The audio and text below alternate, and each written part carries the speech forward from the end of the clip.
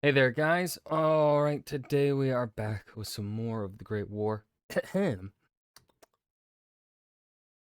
Week 187. Operation Faustschlag. Germany advances in the east again. Well, that's not good news. Now, before we dive in, make sure you go and check out the links in the description box below. I would love if you join the Discord and follow me over at Twitch. And please do go check out the gaming channel here on YouTube, uploading old stream VODs and dumb clips. Yeah, right. That's all I have to say here at the beginning. Let us begin. Don't know what accent. Oh, now it's switched into another accent. I don't know what I'm doing. I don't know what I'm saying. I don't know what voice I'm. What even is this? After Russia's October Revolution, the Eastern Front had gone quiet as Lenin's Bolshevik government exited the World War and began negotiating peace terms with the Central Powers. But those negotiations have failed, and now this week, the Eastern Front explodes back to life. Unfortunately for the Bolsheviks, they don't really have much of a bargaining power in this case. Their army is in tatters. Really, the Germans can kind of demand whatever they want.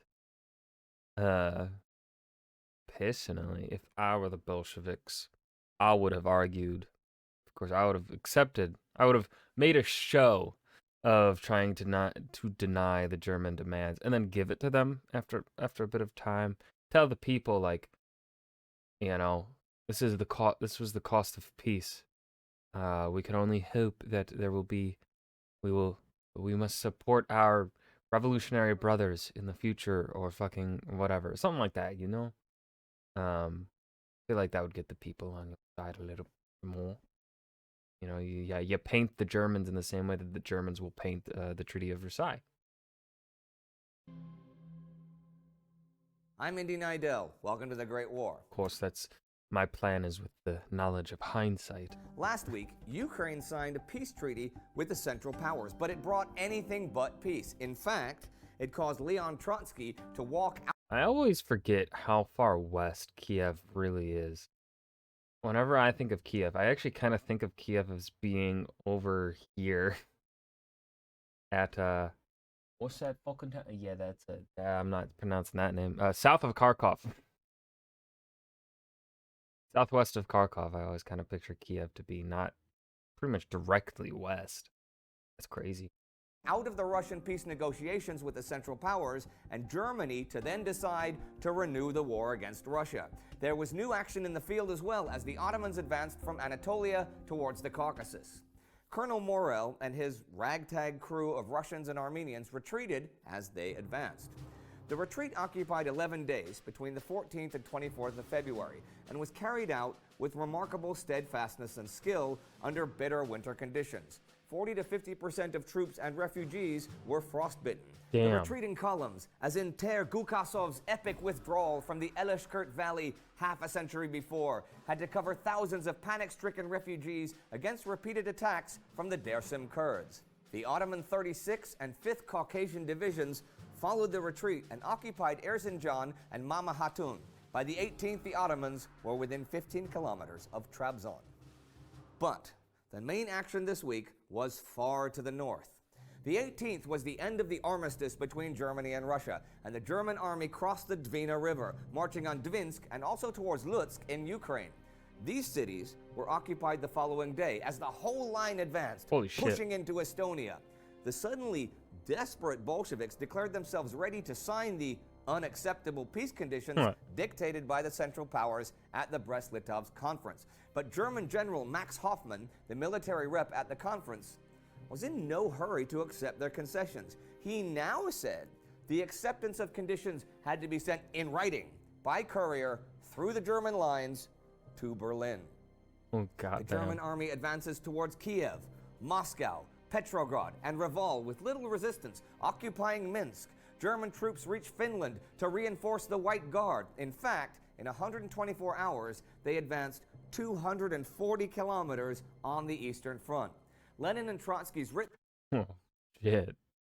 God. That's fast as fuck.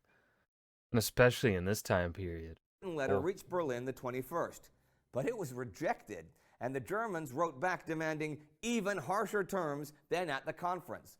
They were well aware that Russia's territorial integrity was disintegrating rapidly. Lenin had been advised the whole time that his army could neither stop the Germans nor defend Petrograd. He had, though, been a bit more grounded in reality than some of his comrades. Last month, he had made very clear that it was a mistake to bet the survival of the Russian Revolution on the possibility of one happening now in Germany, which he thought inevitable, though not imminent. I am of like mind to Comrade Lenin. He thought hoping for such a revolution to save the day was a romantic dream and would lead to Russia's defeat. Still, most of the Bolshevik leaders preferred resistance to accepting terrible peace terms. Last month, 32 voted for a revolutionary war and just 15 for a separate peace. 16 supported Trotsky's no war, no peace plan we saw last week, figuring they'd lose more Baltic territory, but that was a price worth paying. It wasn't until after the massive German advance this week that Lenin could actually get a majority for a separate peace. But it wasn't just the East the Germans were focusing on. Quartermaster General Erich Ludendorff and his staff were also making... God, Ludendorff just has a face you want to punch. I mean, look at him. Look at that fucking... Oh. I'm Erich Ludendorff. I bet he sounds super nasally, too. plans for a gigantic spring offensive in the West. The formal decision that it would be Operation Michael was finally issued February 8th. The basic plan had been issued last month, and the operation had to be ready to go around March 20th. The 17th Army would conduct Michael 1, the 2nd Army Michael 2, and the 18th Army Michael 3. Damn. This was all the Michaels, man. Number 1 was planned as an attack from the Cambrai front towards Bullecourt-Bapaume. Number 2, an attack towards Péronne and then north. These would cut off the enemy in the Cambrai salient and then continue northwest and roll up the British. Michael 3 was to be an attack on both sides of Saint-Quentin to throw the enemy back over the Crozat Canal and then cover Michael 2's flank. That was last month's plan anyhow, but there were other side plans still in the works. This month's plan. For example, Mars would be launched south of the river Scarpe a few days after Michael began. Thing is, last week at the big German Bad Homburg conference, Ludendorff said something that seemed to betray his belief that this would win the war for Germany. We must not believe that this offensive will be like those in Galicia or Italy. It will be an immense struggle that will begin at one point, continue at another, and take a long time. But the plans were still evolving. The day after that conference, the 17th Army was told the main effort of Michael I was on the pivot of the right wing against Arras, and not on the left wing cutting off Cambrai and linking with Michael II. 2 days later, this was overruled, and the main attack had to be on the left wing, and the execution of Mars depends solely on the success of the Michael attacks. Another meeting is scheduled for next week at Charleville.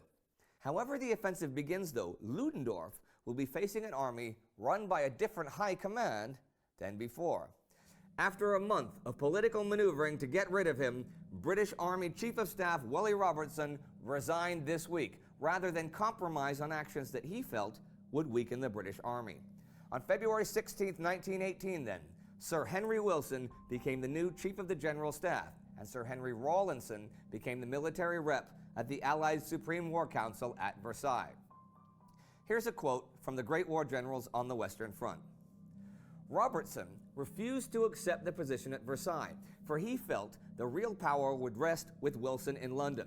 Since Wally Robertson lacked the latter's talent for mischief, Wilson's own term for his relentless drive for self-advancement and backstairs maneuvering, he was probably correct. Robertson was, still is, the only soldier in the British Army to rise from the rank of private all the way up to Field Marshal. He began his military career in the Queen's Lancers in 1877 at the age of 17, lying and saying he was 18, and passed his officer's commission in 1888. The British Army was actually advancing in the field this week, though far from the Western Front, in Palestine. On the 19th, they were within 12 kilometers of Jericho, which they took the 21st. Now, they were now established on a line that threatened the Hijaz Railway. General Edmund Allenby had reached the northern end of the Dead Sea, the lowest part of the Earth's land surface, 1,290 feet below sea level. The Ottomans retreated beyond the River Jordan. The capture of Jericho not only gave Allenby access to the river, but also made possible another plan of his. Let me backtrack. Following the capture of Jerusalem in December, British Prime Minister David Lloyd George had convinced the Allied Supreme War Council that the British should launch a new offensive against the Ottomans in 1918. He then sent Jan Smuts from the War Cabinet to Egypt to determine if that offensive should come in Palestine or Mesopotamia. So now, while Smuts is touring Palestine, the fall of Jericho happens, and Smuts endorses Palestine. Allenby said last month that he would like to destroy 10 to 15 miles of the Ottoman Hejaz Railway, which was a major Ottoman supply route, and some of its bridges, and be in direct touch with the Arab revolt under Faisal, and then he would accomplish a lot. More and more, Allenby's plans now, after Jericho, involve a drive on Amman. And earlier, I mentioned the Germans reinforcing the Finnish White Guard. Their leader, General Mannerheim, was gathering his army in the north because by the 18th, South Finland was in Bolshevik hands. Mannerheim demanded the evacuation of all Russian troops, red or white, from Finland immediately on the 23rd. The Bolsheviks will agree to this, since they've got much bigger headaches of their own. And the week ends with the Ottomans advancing in Anatolia, the British advancing in Palestine, and the Germans advancing all along the Eastern Front.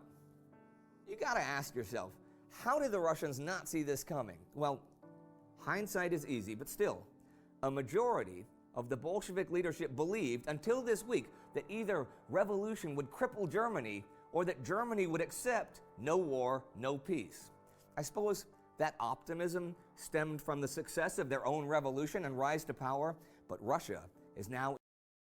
Haven't really had a successful revolution quite yet, though. They just got into power, and they're dealing with, the whites.